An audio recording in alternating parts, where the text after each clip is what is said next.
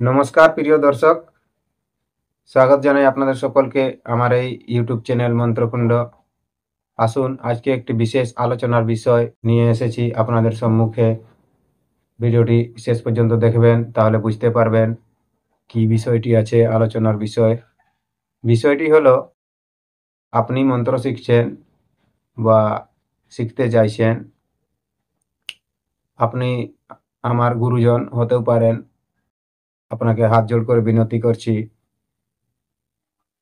এবং আপনি যদি নূতন শিখতে চাইছেন তাও আপনাকে প্রণাম জানাই। এইসব মন্ত্রতন্ত্র বিদ্যা শেখার জন্য আপনাকে বহু পরিশ্রম, বহু কষ্ট লাগবে।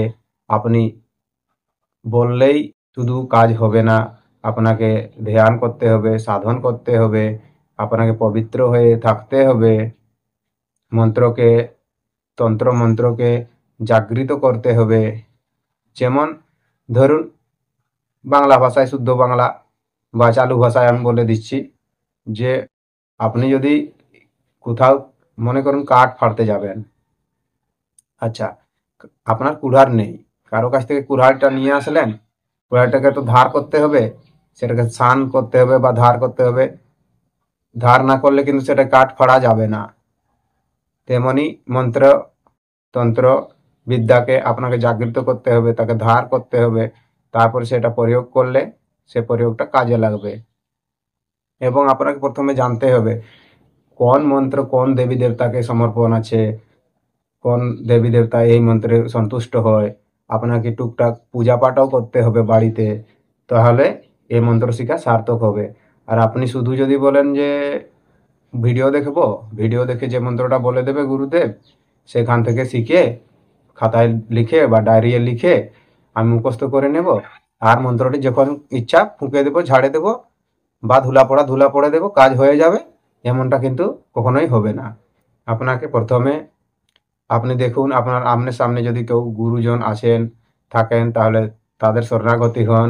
সে গুরুকে বলুন যে আমি মন্ত্র শিখতে চাই বা মন্ত্র শিখছি, বা এই চ্যানেল থেকে মন্ত্র আসছে, এই মন্ত্রটা সত্যি মিথ্যা কিছু তার বিবরণ আছে কি না আপনি জানুন, যাচাই করুন, তারপরে এই মন্ত্রগুলো প্রয়োগ করার চেষ্টা করুন।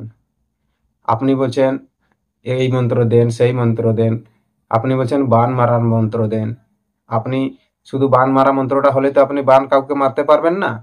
আপনার মধ্যে শক্তি চাই, সে শক্তি আপনার মধ্যে থাকা চাই। আপনার সে শক্তিটা যদি না থাকে, আপনি মন্ত্র প্রয়োগ করতে গিয়ে দেখবেন আপনি উল্টা আপনার উপরে প্রয়োগ হয়ে গেছে, তখন আপনি কি করবেন? এর জন্য দায়ী কে হবে? তখন এই মন্ত্রকুণ্ড চ্যানেল তো দায়িত্ব নিতে পারবে না।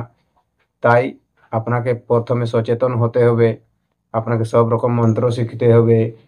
আপনসার মন্ত্র, দেহবন্ধন মন্ত্র, উচ্চাটন মন্ত্র, বিদেশন মন্ত্র, মারণ মন্ত্র, তারপরেই আপনি এইসব কাজ করতে পারবেন। এবং কোন মন্ত্র কোন দেবীকে সমর্পণ, কোন দেবতাকে সমর্পণ, তার পঞ্চপ্রচারে ষোড়শপ্রচারে পূজা করতে হবে, কোন টাইমে করতে হবে, কেমন নিয়ম বিধি বিধান দেওয়া আছে সেই হিসাবে করতে হবে। তাহলে কিন্তু আপনার ভিডিও দেখাটি সার্থক হবে বা মন্ত্র শিখাটি সার্থক হবে। না হলে আপনার এইসব ভিডিও দেখে কোনো লাভ হবে না বন্ধু। কেননা আপনার হাতে সময় বহুত কম, আপনি 5 মিনিটের ভিডিওটা 1 মিনিট দেখেই চলে যাচ্ছেন। আর আপনি বলছেন আমি মন্ত্র শিখতে চাই, বছর বছর তপস্যা করার ফলে এসব ফল পাওয়া যায়। আর আপনি, কোথাও লেখা আছে 108 বার মন্ত্র জপ করতে হবে, কোন গুরুদেব বলে দিয়েছে 108 বার মন্ত্র জপ করতে হবে, আপনি বলছেন 108 বার মন্ত্র করা এটা তো আমাদের সম্ভব নয়। এমন এমন মন্ত্র আছে 1 লাখ জপ করতে হবে, 1 লাখ জপ না করলে সে মন্ত্র সিদ্ধই হবে না। তাহলে আপনি সেই মন্ত্রটা ছোট, কিন্তু সেই মন্ত্রটা আপনি কাজে কেমন করে লাগাবেন? যতক্ষণ পর্যন্ত সেই মন্ত্রটিকে জাগৃত না করবেন, সেই মন্ত্রটা আপনার কোনো কাজ করবে না। তাহলে এসব ভিডিও আপনার দেখায় কোনো লাভ হবে না। আর যদি শিখতেই চান, তাহলে আপনার আশেপাশে দেখুন কোনো গুরুজন আছেন কি না, সে গুরুজনকে আপনি বলুন যে আমি এইসব মন্ত্রতন্ত্র শিখতে চাই আর টুকটাক কাজ করতে চাই। তাহলে সেখান থেকে গুরুদেব আপনাকে মন্ত্র দিতে পারে, বা এখান থেকে মন্ত্র নিয়েও আপনি শিখতে পারবেন। প্রথমে আপনাকে গুরু শরণাগত হতে হবে, তারপরে আপনি এসব কাজ করতে পারবেন। তাছাড়া শুধু মন্ত্র শিখলেই কাজ হবে না। ধন্যবাদ বন্ধু। যদি কথাটি একটুকুও কোথাও ভালো লাগে থাকে আপনাকে, যে আমি ভুল বলেছি, তাহলে আমাকে ক্ষমা করে দেবেন। আর যদি কথাগুলো সত্যি ভালো লেগেছে তাহলে একটি ভিডিওটিকে লাইক করে দেবেন। আর দেখা হবে আবার একটি নতুন ভিডিওতে। কমেন্ট করবেন কি আমি ইউটিউবে আসবো কি আসবো না। যদি বলেন না আসতে তাহলে আমি আর আসবো না। এখান থেকে আমি চিরবিদায় নিলাম। ধন্যবাদ।